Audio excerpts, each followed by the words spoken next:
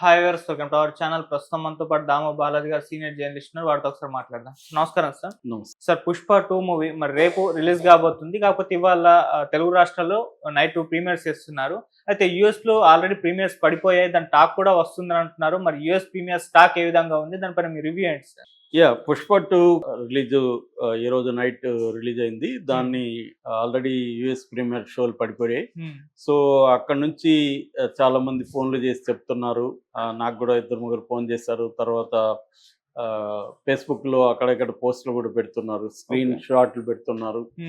So ఒక buzz అయితే create అయింది. ఎందుకంటే అమెరికాలో 1 month ముందు నుంచే అక్కడ ఓపెన్ అయింది అడ్వాన్స్ బుకింగ్.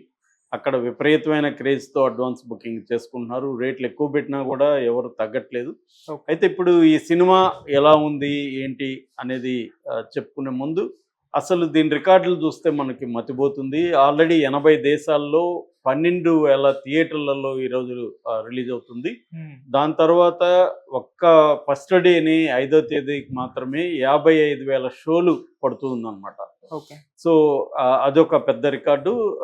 నెక్స్ట్ రికార్డు వచ్చి కలెక్షన్స్, ప్రీ థియేట్రికల్ కలెక్షన్సే 670 కోట్లు ప్రీ రిలీజ్ థియేట్రికల్ బిజినెస్ అన్నమాట. అది కాకుండా డిజిటల్ రైట్స్ 275 కోట్లు, మిగతా ఆడియో రైట్స్, శాటిలైట్ రైట్స్ అన్నీ కలుపుకుంటే 400 కోట్లు, మొత్తంగా 1060 కోట్లు ఇప్పటికీ ప్రీ రిలీజ్ బిజినెస్ అయిపోయింది. అది కాకుండా టికెట్ బుకింగ్ కూడా 100 కోట్లు దాటేసింది, అడ్వాన్స్ బుకింగ్ టికెట్లు. సో ఈ రికార్డులు క్రియేట్ చేసిన సినిమా ఎలా ఉంది అని చూసినప్పుడు ఇది యునానిమస్గా అమెరికాలో మనకి రివ్యూ వచ్చింది. అమెరికా రివ్యూ చెప్పేది ఏంటంటే యునానిమస్గా ఇది బ్లాక్ బస్టర్ మూవీనే. ఇది ఊహించని స్థాయిలో దీని ఎఫెక్ట్ కనబడుతుంది. ఎందుకంటే పుష్ప 1లో ద రైజ్ అని చెప్పినట్టుగా మెల్లగా స్లోగా పుష్ప ఎలా ఎదగడం, వాళ్ళ అమ్మ సెంటిమెంటు, వాళ్ళ ఇంటి పేరుతో ప్రాబ్లము, అమ్మ రష్మిక మందన్నతో రొమాన్సు, మల్టిపుల్ విలన్స్, వాళ్ళ విలన్ క్యారెక్టరైజేషన్స్, కామెడీ, తర్వాత స్మగ్లింగ్ని ఎలా ఇతను మొదలు పెట్టాడు, ఎలా చేస్తాడు, ఇవన్నీ ఇంట్రెస్టింగ్ ఉంది. అయితే దాన్ని మించి ఉంది ఇది. దీంట్లో యాక్షన్ సీక్వెన్స్ ఇప్పటి వరకు సుకుమార్ సినిమాలోనే కాదు, తెలుగు సినిమా చరిత్రలోనే ఈ స్థాయి యాక్షన్ సీక్వెన్స్లు మేము స్క్రీన్ మీద చూడలేదు అని వాళ్ళు చెప్తున్నారు. అంటే హాలీవుడ్ని తలదన్నే విధంగా ఉన్నాయనేది. సో దీంట్లో ఇక స్క్రీన్ ప్లే విషయానికి వస్తే కూడా సుకుమార్ దీని మీద దాదాపు 1 year పాటు సెకండ్ పార్ట్ మీద స్క్రీన్ ప్లే మీద వర్క్ చేశాడు. స్క్రీన్ ప్లే చాలా ఇంట్రెస్టింగ్గా తీసుకెళ్ళాడు. ఎక్కడ కూడా బోర్ అనేది లేదు. 3 గంటల 20 నిమిషాలు ఉన్నా కూడా జప్పుమని టైం పాస్ అయిపోయినట్టు అనిపించింది తప్ప ఎక్కడ ల్యాగ్ అనో బోర్ అనో లేదు. ఎందుకంటే యాక్టర్ల పెర్ఫార్మెన్స్, ముఖ్యంగా అల్లు అర్జున్ కూర్చోబెట్టాడు సినిమాని.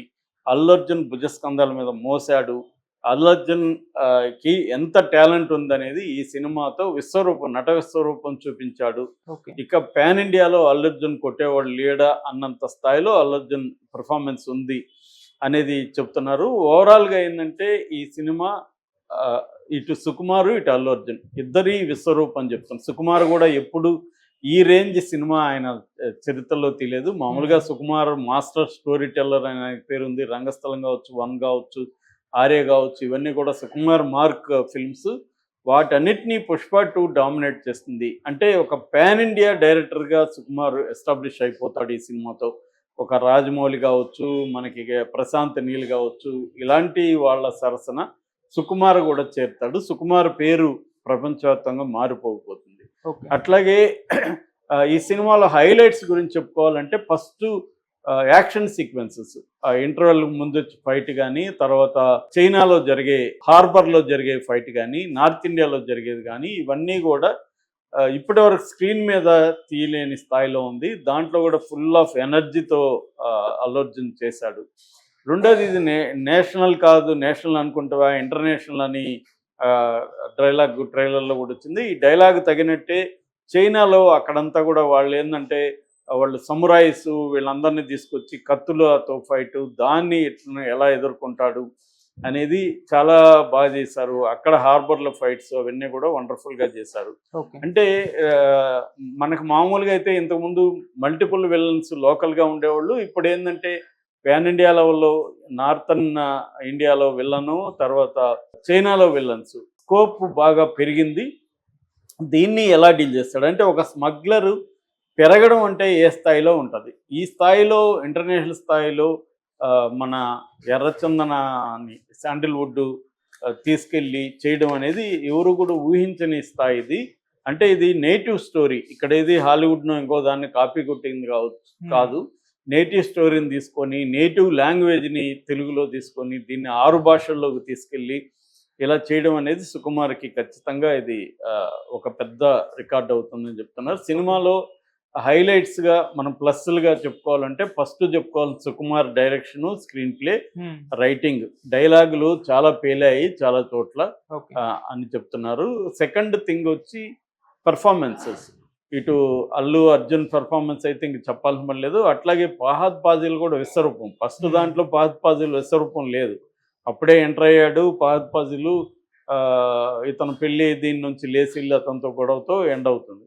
కానీ ఇక్కడ ఫహద్ ఫాజిల్ విశ్వరూపం, నటన విశ్వరూపం ఆయన చూపించాడు. ఇప్పటి వరకు ఫహద్ ఫాజిల్ కూడా తన కెరీర్లో ఎటువంటి క్యారెక్టర్ చేయలేదు. బన్వర్ సింగ్ అన్న పాత్ర చాలా వండర్ఫుల్గా ఉంది, అతను చేశాడు. అట్లాగే ఫస్ట్ పార్ట్లో రష్మిక మందన్న చిలిపిగా, సరదాగా, కొంత బిడియంగా ఇలాగ ఉన్నట్టుంది. దీంట్లో ఆమె కూడా విశ్వరూపం చూపిస్తుంది. ఆమెకి నేషనల్ అవార్డు వస్తుంది, ఎందుకంటే మనకి యానిమల్లో ఆమె చేసిందంటే కొద్దిగా లో ప్రొఫైల్లో ఉంటుంది యానిమల్లో, ఇది విజృంభించింది. అంటే ఒక ఇంటర్నేషనల్ స్మగ్లర్ స్థాయి వ్యక్తికి భారీగా ఉంటూ ఆమె ఎలా అల్లు అర్జున్తో కన్ఫ్రంటేషన్లోకి ఎలా వెళ్ళింది, వాళ్ళిద్దరి మధ్య ఎమోషన్ సీన్లు అయితే పీక్ అని చెప్తున్నారు.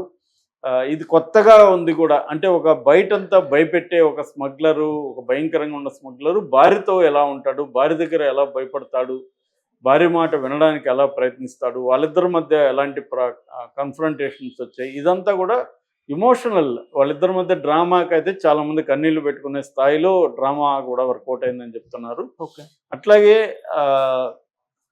ఈ మిగతా యాక్టర్స్ అందరూ కూడా బ్రహ్మాండంగా చేశారు అనేది అక్కడ ఈ అనసూయ కావచ్చు, మన జగపతి బాబు కావచ్చు, ఇలాంటి ఆర్టిస్టుల కూడా బ్రహ్మాండమైన స్కోప్ ఉందనేది చెప్తున్నారు. ఇక యాక్షన్ సీక్వెన్స్ అయితే అన్నిటికంటే హైలైట్ మన తిరుపతి గంగమ్మ జాతర బ్యాక్డ్రాప్లో గంగమ్మ మారువేషంలో ఉన్న ఆల్రెడీ ఫోటోలు, విజువల్స్ వచ్చాయి. అది చాలా పెద్ద సీక్వెన్సు, దాన్ని వండర్ఫుల్గా చేశారు. సింగిల్ షాట్ సీన్ అయితే చాలా బాగా వచ్చిందని చెప్తున్నారు. అట్లాగే పాటలు కూడా బయట వినడానికంటే స్క్రీన్లో చాలా చూడడానికి, అసలు మామూలుగా పాటలు వస్తే బయటకు వెళ్తారు, కానీ ఇది ఏంటంటే బయటకు వెళ్ళని విధంగా అట్రాక్ట్ చేసింది అనేది చెప్తున్నారు పాటలు. ఫస్ట్ పుష్ప 1తో పోలిస్తున్నంత గొప్పగా లేవు, ముఖ్యంగా స్పెషల్ సాంగ్ కిస్సిక్ కానీ. విజువల్గా మాత్రం అమ్మాయి శ్రీలీల, అల్లు అర్జున్ పోటీ పడి డ్యాన్సులు వేయడం ఎరగదీశారు. ఎందుకంటే శ్రీలీలకి ఇప్పటి వరకు ఇటువంటి డ్యాన్సులు వేసేవాళ్ళు ఎవరు దొరకలేదు. ఫస్ట్ టైము శ్రీలీలను మించిపోయే విధంగా అల్లు అర్జున్ వేయడం, దానికి తగినట్టుగా ఆమె కష్టపడడం, ఇవన్నీ కూడా కనబడుతుంది. అందువల్ల విజువల్గా మాత్రం చాలా సాంగ్స్ బాగున్నాయి. ఇక బ్యాక్గ్రౌండ్ స్కోర్లో తమిళ అతను సిఎస్ అతను చేయడం, శామ్ చేయడం, ఇక్కడ ఏం చేయడం, వీళ్ళిద్దరి బ్యాక్గ్రౌండ్ స్కోర్ కూడా చాలా సీన్లలో బ్రహ్మాండంగా ఎలివేట్ చేసిందని చెప్తున్నారు. ఇక కెమెరా వర్క్ కూడా ఆయన పోలిష్ కెమెరామెన్ చేశాడు. చాలా వండర్ఫుల్ లొకేషన్స్, రస్టిక్ ఫీల్ని పట్టుకోవడం, అట్లాగే ఇంటర్నేషనల్ లొకేషన్స్ని క్యాప్చర్ చేయడం, వైడ్ షాట్లు, ఏరియల్ షాట్లు, ఇవన్నీ కూడా వండర్ఫుల్గా వచ్చిందనేది